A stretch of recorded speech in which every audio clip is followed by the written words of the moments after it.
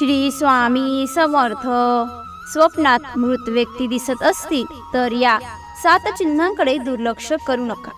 नमस्कार मित्रांनो, एके दिवशी नारद मुनी भगवान शिवाला भेटण्यासाठी कैलास पर्वतावर जातात आणि म्हणतात, हे भगवंत महादेव, तिन्ही लोकांमध्ये तुम्ही सर्वात मोठे आहात.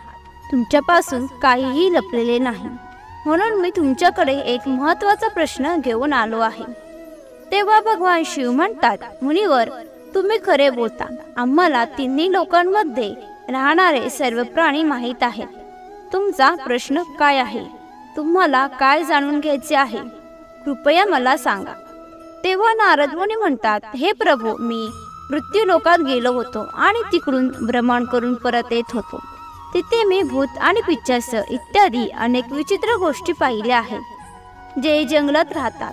आणि यासोबतच मी पाहिले की सर्व वाईट शक्ती माणसांना त्रास देत असतात. याचे कारण काय?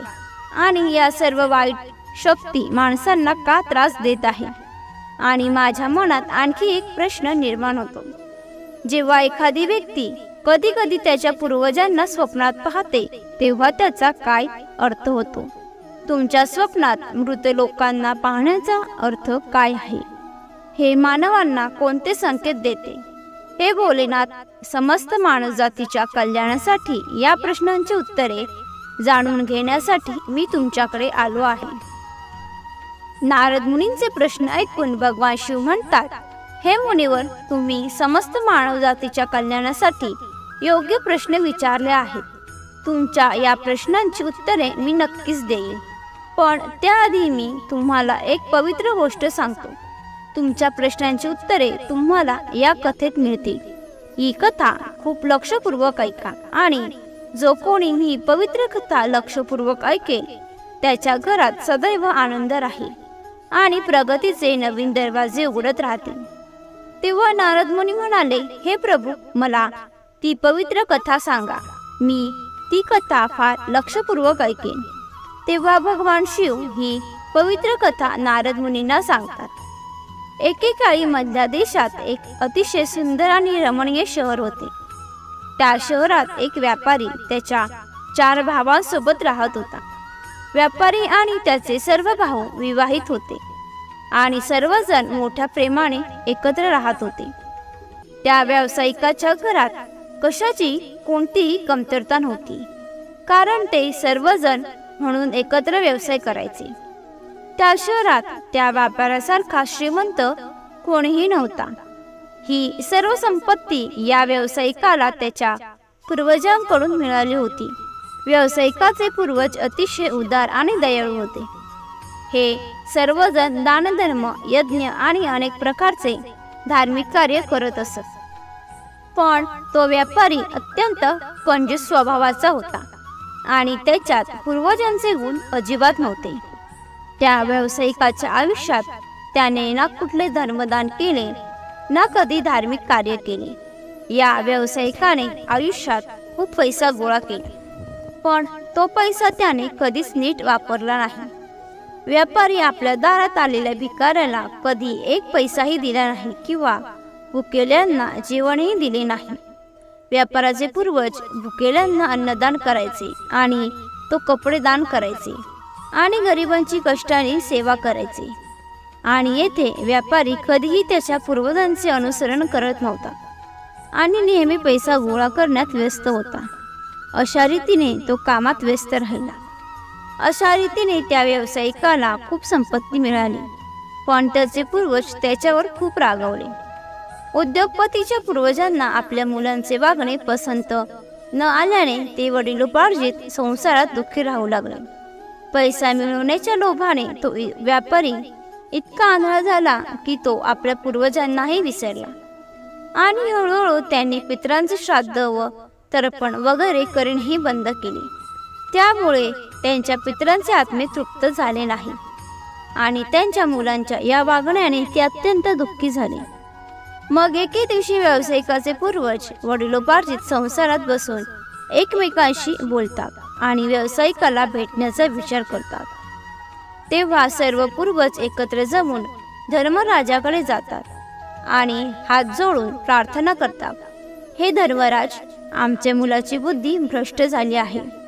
हळूहळू पैसे मिळवण्याच्या हव्यासापोटी ते आपल्याला विसरले आहे. यामुळे आम्ही त्यांच्याबद्दल समाधानी नाही. कृपया आम्हाला आमच्या मुलाला भेटायला जाऊ द्या. आमच्या मुलाला त्याच्याकडून होणाऱ्या चुकांबद्दल सांगून आम्ही काही वेळाने परत येऊ आणि त्याला शास्त्राचे ज्ञानही देऊ. तेव्हा धर्मराज यांनी त्यांना परवानगी दिली आणि म्हणाले, हे दिव्य आत्म्यांनो, तुम्ही तुमच्या मुलाला भेटायला जाऊ शकत नाही, पण स्वप्नातून तुम्ही तुमच्या मुलाला नक्कीच तुमचे दर्शन देऊ शकता. धर्मराजांकडून हे ऐकून सर्व पूर्वज मान्य करतात आणि एक एक करून तो आपल्या सर्व मुलांच्या स्वप्नात भेट देतात आणि त्यांना दर्शन देतात. सर्वात आधी तो त्याच्या मोठ्या मुलाच्या म्हणजे त्या व्यावसायिकाच्या स्वप्नात भेट देतात आणि संकेत देतात, पण त्याचा मोठा मुलगा त्याचे संकेत समजू शकत नाही आणि दुसऱ्याच दिवशी तो ते स्वप्न विसरतो आणि पूर्वजांनी दिलेल्या संकेताकडे दुर्लक्ष करतो. मग ते सर्व पूर्वज त्यांच्या इतर पुत्रांच्या स्वप्नांना भेट देतात आणि त्यांना दर्शन आणि संकेत देतात, पण ते सुद्धा नंतर त्या संकेतांकडे दुर्लक्ष करतात. आपल्या पूर्वजांनी दिलेल्या संकेताचे पालन कोणीही करू शकत नाही, समजू शकत नाही. त्यामुळे ते सर्व पितर नाराज होतात. व्यापारी आणि त्याचे सर्व भाऊ पैशाच्या लोभाने पूर्णपणे आंधळे झाले होते. या सर्वांना त्याच्या पूर्वजांनी दिलेली चिन्हे समजू शकली नाही. तेव्हा भगवान शिव म्हणतात, ऐका मुनिवर, अशा रीतीने स्वप्नात पितरांचे काही दिवसानंतर दर्शन झाल्यास व्यावसायिकाला त्याच्या व्यवसायात नुकसान सहन करावे लागते आणि हळूहळू त्याचा व्यवसाय डगमगाईला येतो आणि यामुळे त्याची सर्व संपत्ती नष्ट होते आणि हळूहळू त्या सर्व भावांमध्ये भांडणे होऊ लागतात. ते सर्व जमीन, मालमत्ता आणि अगदी त्यांच्या पूर्वजांनी जमा केलेली घरे विकतात आणि ते सर्व पूर्णपणे उद्ध्वस्त होतात आणि सर्व भाऊ वेगळे होतात आणि स्वतंत्र होऊन स्वतःची काळजी घेऊ लागतात. आणि दुसरीकडे स्वर्गात आपल्या पुत्रांची अशी दुर्दशा पाहून पूर्वजांना खूप वाईट वाटते. हे दृश्य पाहून ते सर्व पूर्वज अत्यंत दुःखी होतात. पुन्हा ते सर्व धर्मराजांकडे जातात आणि म्हणू लागतात, हे धर्मराज, आमच्या मुलांची अशी दुर्दशा आम्हाला पाहवत नाही. कृपया काही उपाय करा, म्हणजे आमच्या मुलांना त्यांची चूक कळेल. भगवान शिव म्हणतात, ऐका मुनिवर. तेव्हा धर्मराज त्या पितरांना म्हणतात, हे परमात्मांनो, मला तुमच्या वेदना चांगल्या प्रकारे समजतात. मला समजले तुम्हाला काय म्हणायचे आहे, म्हणून मी तुम्हाला मदत करेन. मग धर्मराज ब्राह्मण तो मानवाच्या रूपात पृथ्वीवर येतात आणि त्या पूर्वजांच्या पुत्रांना भेटण्यासाठी जातात आणि ते प्रथम व्यावसायिकाच्या घरी जातात. तो व्यापारी अंथरुणावर पडला होता, कारण त्याला अनेक प्रकारच्या रोगांनी घेरले होते. आता त्या व्यापाऱ्याच्या पत्नीने त्या ब्राह्मणाचा आदर केला आणि दान देण्यास सुरुवात केली. तेव्हा तो ब्राह्मण म्हणतो, कन्या, तुझ्या घरात पितृदोष आहे, त्यामुळे तुझ्या पतीची ही अवस्था झाली आहे. तुमच्या पतीच्या कृतीमुळे तुमचे पूर्वज क्रोधित झाले आहे. त्या ब्राह्मण देवाचे बोलणे ऐकून व्यापारी म्हणाला, ए ब्राह्मण देवा, मी असे कोणते पाप केले की माझे सर्व काही उद्ध्वस्त झाले आणि माझा भाऊ देखील मला सोडून गेला आणि मला अनेक रोगांनी घेरले. तेव्हा तो ब्राह्मण देव म्हणाला, बेटा, तुम्ही तुमच्या पूर्वजांना दुखावले आहे. तुम्ही आणि तुमच्या भावांनी मिळून तुमच्या पूर्वजांनी मिळवलेली संपत्ती आणि पुण्य नष्ट केले आहे. त्यामुळे तुमची आणि तुमच्या भावांची अशी दुर्दशा झाली आहे. तुमच्या पूर्वजांनी तुम्हाला आणि तुमच्या भावांना त्यांच्या स्वप्नात दर्शन देऊन अनेक महत्त्वाची संकेते दिली आहेत, परंतु तुम्ही त्या संकेताकडे दुर्लक्ष केले आणि तुमच्या पूर्वजांचा अनादर केला. त्यामुळे तुझी सर्व संपत्ती आणि वैभव नष्ट झाले आहे. अशा प्रकारे त्या ब्राह्मण देवाने सांगितल्यावर त्या व्यापाऱ्याला सर्व काही कळते आणि त्याला आठवते की त्याच्या पूर्वजांनी त्याला स्वप्नात दर्शन दिले होते. तो व्यापारी त्या ब्राह्मणाला म्हणतो, हे ब्राह्मण देवा, तुम्ही खरे बोलत आहात. आमचे पूर्वज आम्हाला स्वप्नात नक्कीच दिसले, पण त्यांनी दिलेले संकेत आम्ही समजू शकलो नाही. कृपया मला सांगा की पूर्वजांना स्वप्नात पाहण्याचे संकेत काय आहे. भगवान शिव म्हणतात, ऐका मुनिवर. असा तो ब्राह्मण मरणाच्या जगात भटकत भूक आणि तहानेने व्याकुळ होऊन त्यांच्या कुटुंबातील सदस्यांच्या घरात प्रवेश करतात. स्वप्नात हत्ती, घोडा, वेली किंवा मानवाचे विकृत रूप दिसले तर हे समजावे की पितर आपल्या पुत्रांच्या वागण्याने अत्यंत दुःखी आहेत. जो मनुष्य पशु पक्ष्यांना अन्नदान करत नाही त्याचे पूर्वज अत्यंत दुःखी असतात आणि प्राण्यांच्या रूपात स्वप्नात दिसतात. जर एखाद्या व्यक्तीला स्वप्न पडले ज्यामध्ये एखादा प्राणी किंवा मानवी आवाजात बोलताना दिसतो, जसे कुत्रा, मांजर, म्हैस वगैरे माणसांप्रमाणेच बोलताना दिसत असतील, तर याचा अर्थ पुरुषाचे पूर्वज त्याच्यावर खूप रागवलेले आहेत. अशा माणसाला भविष्यात भयंकर अपमानाला सामोरे जाऊ शकते. अशा व्यक्तीच्या जीवनात दुःख आणि संकट येते आणि त्यांचे भाऊ प्राण्यांप्रमाणे आपापसात भांडू लागतात. जेव्हा धर्मराज काही मागतात आणि देतात तेव्हा माणसाने त्या स्वप्नाकडे दुर्लक्ष करू नये. या स्वप्नांचा अर्थ असा आहे की त्या व्यक्तीचे पूर्वज असमाधानी आहेत आणि त्याला त्याच्या वडिलोपार्जित संसारात समाधान मिळत नाही. जर एखाद्या व्यक्तीला स्वप्नात त्याचे मृत पूर्वजांकडून काहीतरी मागताना दिसले तर त्याचे संपूर्ण धान्याचे भांडार हळूहळू संपुष्टात येते आणि तो गरीब होतो आणि त्याची अवस्था भिकाऱ्यासारखी होते.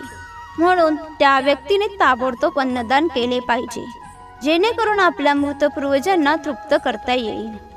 जर एखाद्याला आपले पूर्वज स्वप्नात क्रोधित अवस्थेत दिसले तर त्या व्यक्तीचे पूर्वज त्याच्या कृतीने संतुष्ट होत नाही आणि ती व्यक्ती कोणताही व्यवसाय करेल त्याला तोटा सहन करावा लागेल आणि त्याने केलेले सर्व कार्य व्यर्थ जाते आणि त्यांच्याकडून त्याला कोणतेही फळ मिळत नाही.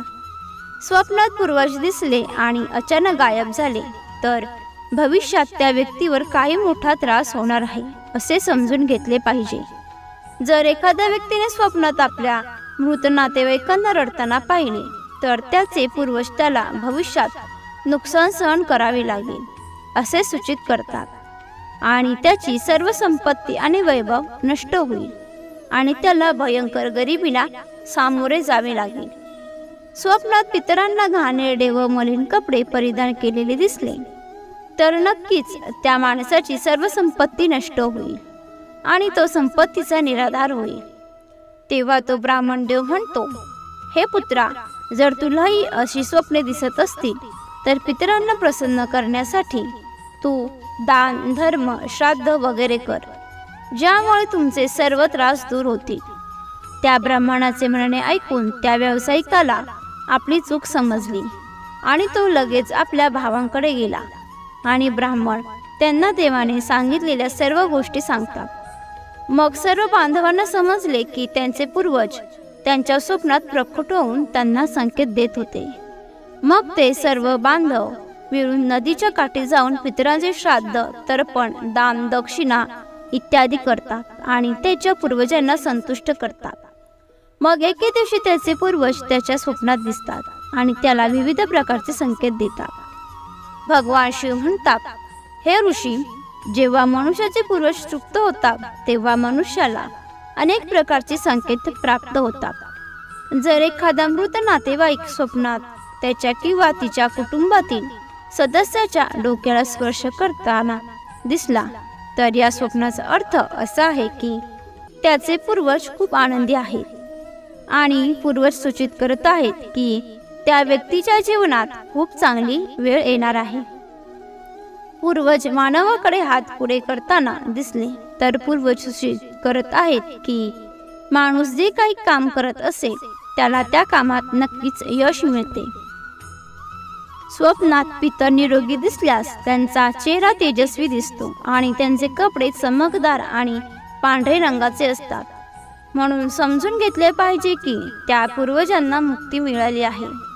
स्वप्नात दूर आकाशात पूर्वज ढगांमध्ये बसलेले दिसले तर ते शुभ लक्षण आहे. मनुष्याचे पूर्वज अत्यंत आनंदी आहेत आणि त्याला आशीर्वाद देत आहे. अशा प्रकारे त्या सर्व बांधवांना त्यांच्या पूर्वजांकडून शुभचिन्हे प्राप्त होतात आणि त्यांची गमावलेली सर्व संपत्ती त्यांना हळूहळू परत मिळते. आणि सर्व भाऊ एकत्र राहू लागतात आणि आपले जीवन आनंदाने जगतात. भगवान शिव म्हणतात, हे मुनिवर, ज्या घरात पितर सुखी असतात त्या घरात सुख, संपत्ती आणि समृद्धी असते आणि ज्या घरात पूर्वज दुःखी असतात त्या घरातील लोक अनेक समस्यांनी घेरलेले असतात. तुम्हाला ही माहिती आवडली असेल तर लाईक आणि शेअर करा. तसेच अशीच माहिती नेहमी ऐकण्यासाठी चॅनलला सबस्क्राईब नक्की करा. श्री सद्गुरू स्वामी समर्थ. धन्यवाद.